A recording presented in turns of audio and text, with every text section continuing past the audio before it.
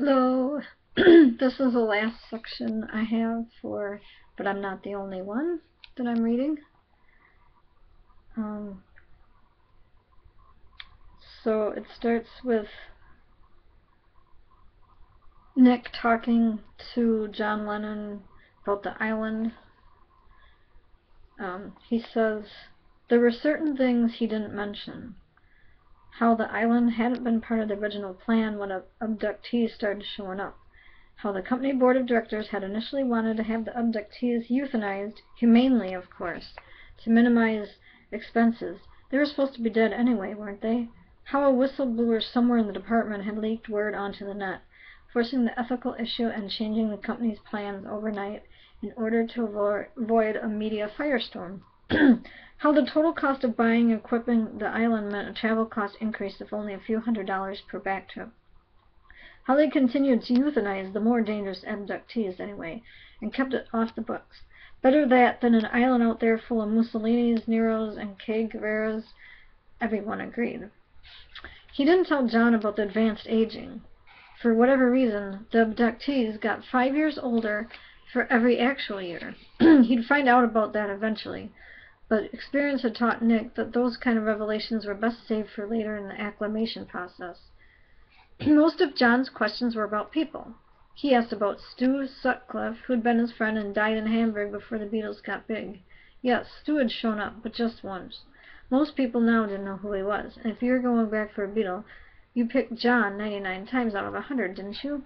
No, no one ever brought back Brian Epstein. That always upset John. Were the Kennedys around? Of course. There's a whole political department. In fact, Lincoln's, Roosevelt's went there too. So did the occasional Garfield or McKinley, Gandhi, Crazy Horse, Reverend King, Malcolm X, Itzhak Rabin, and Princess Diana and Benazir Bhutto. The Kennedys were the hardest, because of how John always took it when he first saw Bobby, and found out his little brother hadn't outlived him by much. It was even worse when he saw John. Those specific moments were why Nick had transferred out of the department as soon as he made senior pay grade. What were the other departments? There was one for actors, performers, where the Marilyn Monroes, Bruce Lees, and Lenny Bruces went. There was one for artists, writers, and philosophers, which got the Van Goghs, Sylvia Plaths, and Camises. Even a Socrates or two. A lot of psych counseling went on there. There was a high-security one for dangerous subjects. Not just Hitler, but the occasional serial killer or other madman that some sick person thought would be fun to haul out of the timeline. It seemed every 6 months or so, some idiot grabbed Jeffrey Dahmer or Vlad the Impaler. There were really serious criminal penalties for that sort of thing. But it didn't deter everyone. Then there was the personal department. What's that? John asked. Nick took a deep breath. Well, we do a fair amount of background screening, cross-referencing against intended place-time destinations, but we don't catch everything. Sometimes people go back for their own reasons. To find the mother who died in the fall when they were 10, the estranged brother who had a heart attack before they could reconcile, the daughter who drowned in the backyard pool when she was 6. He stopped, letting it hang there, watching the stricken look on John's face. A drunk driver killed Lennon's mother when he was 18. It was in his dossier. The thought he could go back and save her hadn't occurred to him until now. When John finally spoke, his voice was quiet. That must be a terrible place to work. Nick nodded, let the moment pass. He mentioned the smaller departments for sports figures, scientists, another to catch the ones who didn't fall into simple category like Anne Frank, and that was it. John was out of questions. More likely, thinking about personal departments had drained him out of the desire to ask anything else. All right, then. Right on schedule. He'd done enough Lennon interviews to know within a minute or two when one would end. That's your prelim done. Let's get you to the acclimation group, and you can get started. They went out into the hall, Nick leading the way, while John followed, silent, thoughtful. They passed the other interview rooms on their way to the elevators. 2 were occupied. The first quite crowded because yet another daredevil had decided to grab Buddy Holly, Big Bopper, and Ritchie Valens, all in one go, while the plane was going down. In the second sat a big bear of a man with white hair and a beard. "That looks like that bloke from the Grateful Dead," said John. "It is. You'd remember him younger. He died about 15 years after you." When their elevator came, Michael Jackson was on it, but of course John didn't recognize him at all. They eyed each other. Michael got off on one of the counseling floors. Nick and John rode the rest of the way alone. Headed out to another floor that looked just like the one they'd gotten on. Beige carpet, gray walls, acoustic tiles, and LED lights. Only strange thing was the artwork on the walls. Paintings by Andy Warhol, Frida Kahlo, photos by Diane Arbus. None of it had been produced in their lifetimes, of course. One of the nice things about working at timeshares was the amount of art that was always flying around from men and women whose zest hadn't stopped their urge to create. Nick even had a Kirchner in his living room, though no gallery would ever accept it as real, because it was only 2 years old. That sort of thing was one of the perks of working in anachronisms, like all those Versace suits. "The practice spaces are this way," Nick said, leading John down the hall. "We've got plenty of instruments, recording equipment, and the best pool of bandmates you could ever want. We even have your Rickenbacker around here somewhere. Your wife gave it to us a while back, before she passed on." "Yoko? She knew about this place?" John asked. "She used to come here sometimes to see you." "Oh." Nick went on, not letting him dwell. "Anyway, the guitar's yours. You can play it whenever you want, assuming one of the other Lennons hasn't grabbed it first, of course. This floor is open day and night if you want to record anything or just jam." A muted noise, like the world ending, was rumbling away behind one of the doors, a red light shining above. They paused to crack the door open, Nick smiling. "I love this band." The music was so loud it made them both wince.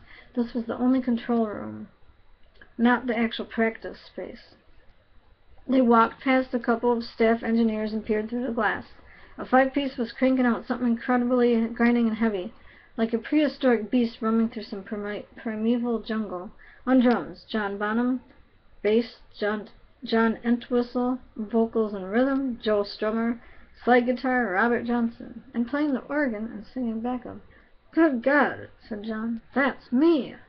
The other Lennon didn't see him. He pounded the keys, glasses off, thundering away with the godfathers of rock and metal, punk and blues. "They're damn good. Every now and then we leak a song from one of the house bands into the market. The revenue from the downloads paid for a fair chunk of the island. Of course, no one's ever figured out who these bands are, but the music stands for itself. This bunch calls itself the After Party." He glanced at John and grinned. Lennon had the look in his eyes, the same gleam pretty much all the musicians got when they realized what they could do here. He wanted to start a band and get playing right now. "Don't worry, you'll have your chance. It's even better on the island. There's an all-Lennon band there, I hear, named John and the Johns. Come on, let's find your group." Things got quiet again down the hall. Through a couple crash-barred doors, around a corner, and here were the larger meeting rooms, a few with doors shut. "Meeting's underway. You're in room 518. "Nothing to worry about," said Nick. "No expectations yet. You get to know the others in your group and learn what's happened in the world since he died. Basic stuff first. The end of the Soviet Union, global warming, the net, China's lunar colony. They'll give you a reader after lunch so you can look stuff up on your own. When class is done, one of the staff will show you to your dorm." John nodded, bemused. "What about you?" "I'll be checking in with you tomorrow," Nick said. "Every day till you're acclimated. After that, you'll head to the island." "When will that be?" Nick shrugged as if he didn't know, though this was a Lennon, and so he did. "Could be 3 months, could be 6, even a year, whenever you're ready. Which could be 4.5 months, give or take a couple of days. Always was. Here's my card. Message me on your reader if you need to talk. Otherwise, I'll see you at 9 tomorrow." John looked at the card, shifting it to change the rainbow hues of the timeshare hologram. He tucked it into his shirt pocket. He opened the door and walked into a conference room. Georges Bizet was sitting at the long table with Glenn Miller to his left. Patsy Cline, Notorious B.I.G., Charlie Parker, Selena, and yes, 2 other Lennons. "Hello there," he said. "I'm John." Nick shut the door and started up the hall. He was getting off the elevator and heading back to the interview rooms when his reader rang. Tapped the screen, saw an image of the incoming caller, and picked up. "I was wondering when you'd phone." The man on the other end said what he always said. "Yes, of course. I'll arrange it for tonight." He hung up, got to the interview room, took a deep breath, and walked in. Sitting at the table was a young man of 35, pale, sickly-looking, and bewildered. He was one of the few who, though ill, still survived abduction, most of the time. "Guten Tag, Wolfgang Amadeus," Nick said. The group breaks up finally at 6. The sky dark now outside the window. Rain still coming down. They leave, one by one. Some going to dinner, others back to the rooms. Bird and Biggie head to the studios to jam. Other Lennons leave without trying to talk to him, which is a relief. He's still not sure how to make conversation with them. It feels too much like going crazy. The group leader, an enthusiastic young black woman named Erica, is talking to a man in a black hat. Stevie something, apparently quite good with a guitar. Erica promised to take them both to the rooms, point them toward the cafeteria, and show them the amenities. John just wants to go to bed. This has been the longest, strangest day of his life. Or he supposes not of his life. Whichever. He's surprised when there's a knock on the meeting room door. It's Nick Mendez. A bit relieved, too. There's no shortage of familiar faces around here. But Nick's doesn't bring to mind an obituary John once read. "Good evening." "Hi, John. I'm going to steal you away, if that's all right with Erica." Nick looks at her. She makes a twisting motion with the upraised hand. "Whatever you want to do. Just make sure he knows his way around the dorm after you're done." "What's going on, Nick? I thought you said tomorrow morning." "Plans have changed. You have a guest. Come with me." At once, John has a feeling like a jolt of electricity. He knows who someone is, but he doesn't say a thing. Saying it feels too likely to make it untrue. Pushing up his glasses, he follows Nick out into the hall, to the elevators, and back to the interview rooms. John's heart hammers in his chest. "I don't know we could have visitors. Aren't we supposed to be secret from the rest of the world?" "From the general public. A few people are allowed in, provided they sign a non-disclosure agreement." They're at the door now, and John is sweating. "Go on, then," Nick says. "Let's see who it is." Nick opens the door and steps back. Sean turns to greet him. His Sean. 5 years old when this long, long day began. Now he must be almost 60, nearly 20 years older than John himself. He's wearing the same round wire-frame glasses. Aside from the gray hair and a bit of Yoko in the eyes, like a ghost, it's like looking in a mirror. "Hi, Dad," he says. The tears come, swift and unstoppable. Yielding to them, John goes, at last, to his son.